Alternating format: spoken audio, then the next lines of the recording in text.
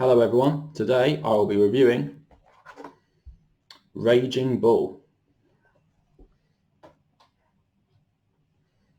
So Raging Bull is directed by Martin Scorsese and stars Robert De Niro, Cathy Moriarty and Joe Pesci, and it is based on the life of a boxer called Jake LaMotta in the 1940s and 1950s.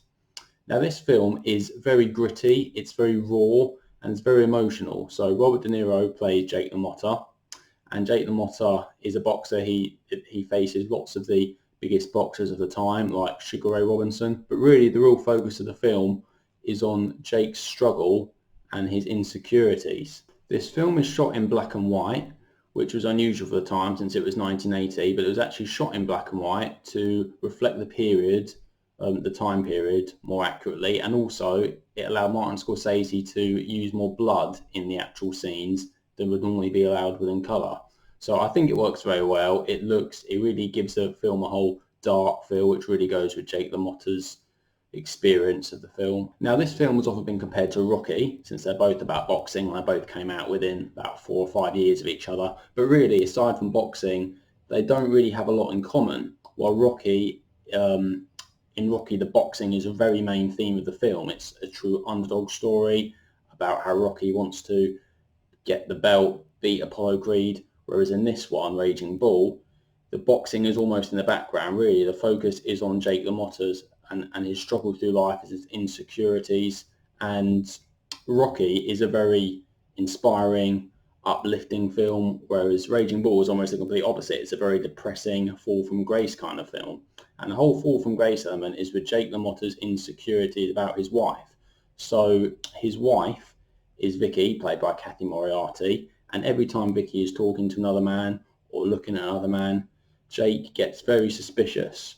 And we see all this happening through Jake's point of view. So if Vicky is going to talk to a man or going to walk up to him, we see it happen in slow motion through Jake's eyes.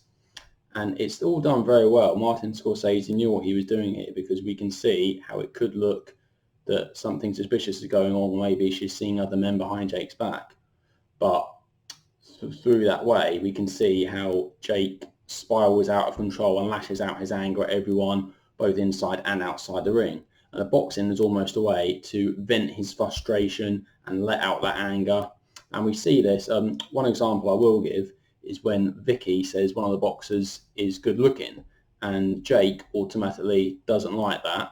And when he actually comes up to face the boxer, you see him pummel him almost to death, and you can tell that he's doing it because he doesn't like the comments that Vicky made.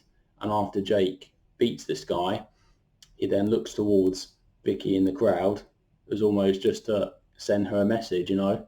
The way the fight scenes are done in this film is very clever, because you're always inside the ring. The camera is always right there in the ring with Jake. So you don't see it from a spectator's point of view, like from a member of the crowd. You actually see it as if you are actually Jake LaMotta, or you're actually right there in the ring. And there's use of close-up shots and slow motion a lot of the time in these fights, and it really makes you feel like you're actually there involved, which is very well done. It's all very clever work, all the camera work, all the shots, all the angles, very well thought of, and it just makes it seem very realistic indeed, and is all very well put together.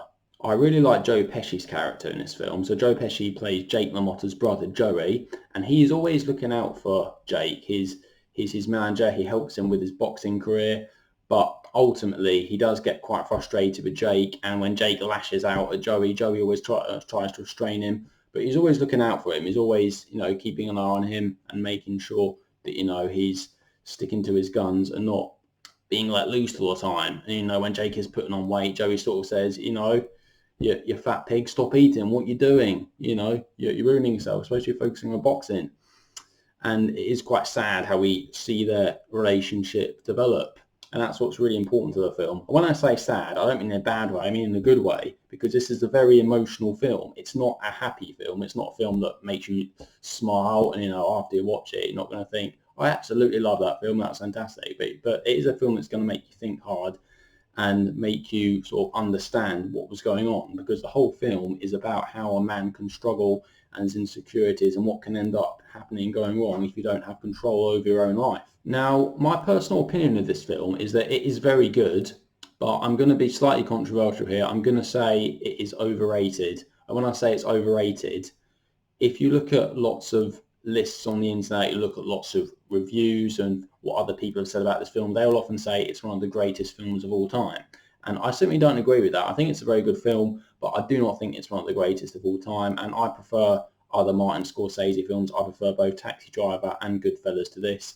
And Martin Scorsese is actually one of my favourite directors, but I still wouldn't say this is one of his best films. I think it's very good, but there are other films that he's done and other films that other directors have done which are much better in my opinion. And actually Robert De Niro is, I think, one of the best actors ever. He's one of my favourite actors of all time, and he's very good in this film. I mean, he really put lots of effort into this film, especially with his weight gain. I mean, like you see him at the start of the film, he's very much in shape.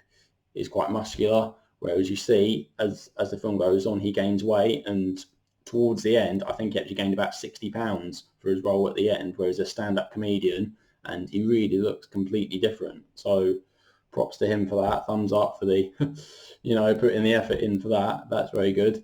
But yeah, Raging Bull, very good film, but not the greatest film of all time. I still think it's fantastic. So rating-wise, I'm probably going to give it an 8 out of 10. So Raging Bull, there we go. So what do you guys think? Let me know down in the comments. Did you like it? Did you dislike it? Let me know. Anyway, thanks so much for watching, guys. I'll see you in the next video. Take care.